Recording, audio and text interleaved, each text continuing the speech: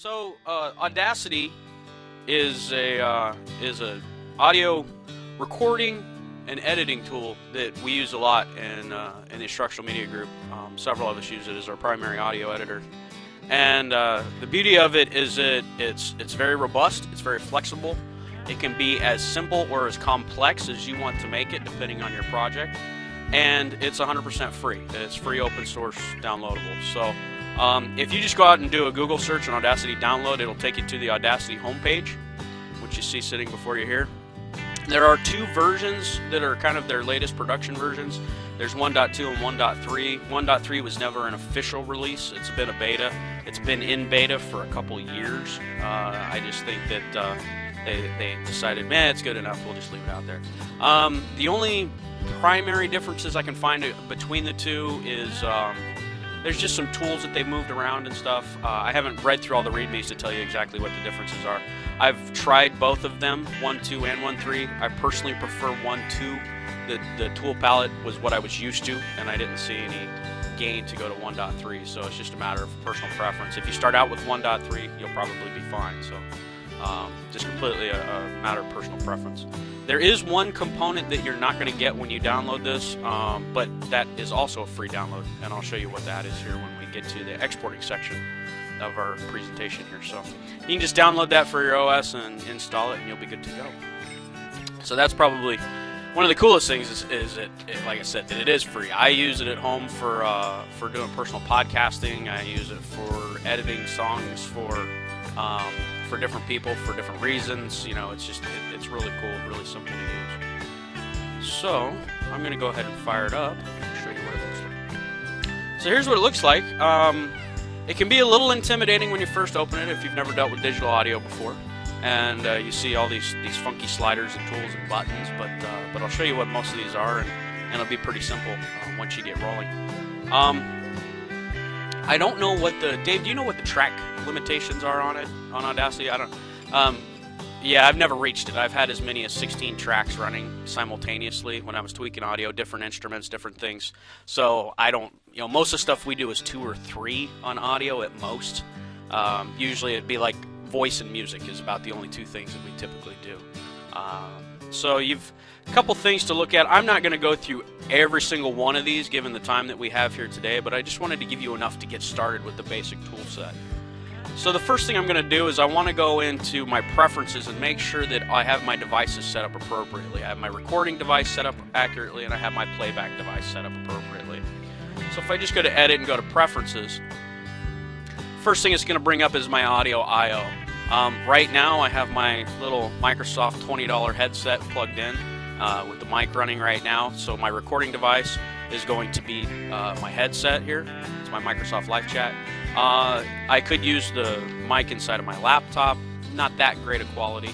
We've been working on a project with Lynette Stevens, and she had some audio that she needed to record, and instead of coming in and borrowing one of our headsets, she grabbed her son's Xbox headset, plugged it in, and fired up Audacity and recorded her own audio at her house. So it's amazing the quality that you can get for a really minimal investment. And for playback right now, I'm going to have it playing back through my system audio so that you guys could hear it. Typically, if I was editing, I'd probably have it playing back through the live chat as well, so it'd be playing back through the headphones. So I'm going to have it recording through the boom mic here, and then I'll have it playing back through my system audio. When you first get started, really the only preference that you have in here to worry about would be quality. Most of the stuff that we do for voiceover, quality really isn't a big issue. You can drop the quality quite a bit and still get acceptable audio quality. Last Lunch and Learn I did was about Camtasia, and this is a perfect tool for doing voiceovers to export and then drop into your Camtasia projects. This is the tool that I typically use. When you do that, you're probably, you can take the defaults on here, your default sample rate of 44,100, and I'll explain a little bit about what that means here after I record some audio. And you can typically just take all your defaults. When you export, that's when you need to be a little bit more concerned about the bit rate that you're exporting at, depending on what your application is. If you're looking for CD quality audio, obviously you're going to export at a different quality level than you are if it's something that, hey, it's going to be a podcast of 2 people talking that I'm streaming over the internet. obviously then you're more concerned about file size, how much bandwidth it's going to take, so you're going to squeeze your quality down a little bit from there.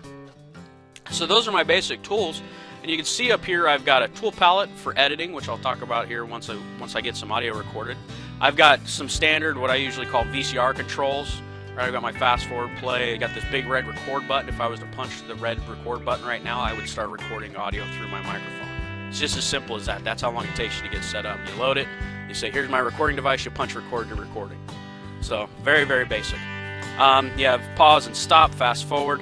These are some of your levels that you can set, or these meters. You'll see playback and record meters coming across here, and these are your playback and record levels. So if I want to, if the sound is coming in too high, then I would want to adjust this record level down, okay, so that my input level is not too high. And I'll show you what those look like, what that waveform looks like. So I'll go ahead and punch the record button, and you can see that right now it's actually recording. I got my meter going on across the top here. It's making the little waveform that if you've watched enough science fiction movies, you're probably used to seeing that little waveform or some semblance thereof. So right now it's absolutely recording 100% of what I'm saying. So to get started in recording, it really is just that simple. It takes very, very, very little to get going. So, any questions? No? No. Don, for you it is not. So now if you see these certain spots where it's hitting the top and the bottom of my little record band right here, that tells me that I'm probably recording at too high a level. And when you hit that level, you start experiencing what's called clipping. Have you ever listened to an audio recording where even when it's turned down, when it gets loud, it sounds crackly, it sounds like it's breaking up, sounds distorted? That's what clipping is. You're putting too much volume into the device that is set up for recording. So based on that, I could look through here and I could drop that level a little bit, bring it down. I can do it real time, so now I'm not bouncing quite as big, don't have as many problems going on as I did previously. So things that you want to be aware of. When you're recording, I always try to err on the side of recording at a lower volume than I do a higher volume. I don't want to push it too much because there's a lot of things I can do in post after the fact. If it's too quiet, I can amplify that. I can do other things to it to get that volume where I want it to be. It's a whole lot easier to make it louder than it is to take out distortion or clipping in your final recording. Another tip here, when you are recording, you always want to leave some dead space. So if I was firing up my recording, I'd stop, give it 4 or 5 seconds of just clean dead space, and I'll show you why that is. That's going to allow us to apply a filter so that we can make sure that we pull out any background noise that you may have picked up. Any air conditioning noise, anything going on in the background, any consistent noise, we'll be able to pull that out. So once I've got my recording all done, I'm sitting here, I'm reading my script, I'm doing whatever. Yes, Dick, you had a question?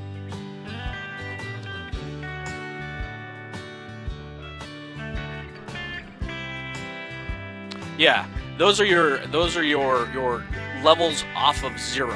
I don't want to get too detailed in my explanations. I'll explain that a little bit here when I go in and start showing you editing. But yeah, that's how close you are above and below the 0 point. So I'll explain that a little bit here when we get going. So at this point, I could pause my recording. And maybe I needed to do something else and go, uh-oh, I had to go check my script, or I had to go yell at the dog because it's barking while I'm trying to record, or whatever the case may be. And then if I click pause again, it'll just take up my recording right where it was. Now, if I were to actually stop my recording, and if I were to click and start recording again, it's going to create another track. Nothing wrong with that. I'll show you how that you can take these 2 tracks and you can combine those tracks if you wanted to. There's different options. There's different reasons why you might want to record separate tracks. For example, if you were doing music, you would have lead vocals and backup vocals. So you could record both of those, layer those tracks so that they sounded correctly. So just to use a music analogy there. So I will stop. So now I've looked at this, and I've decided that this first section here, I'm gonna kill this second track here just for the simplicity of use here. I'll pull in a second track here in just a few moments. I've got some zoom in and zoom out tools, so if I want to see what the whole thing looks like, I can zoom out and zoom in.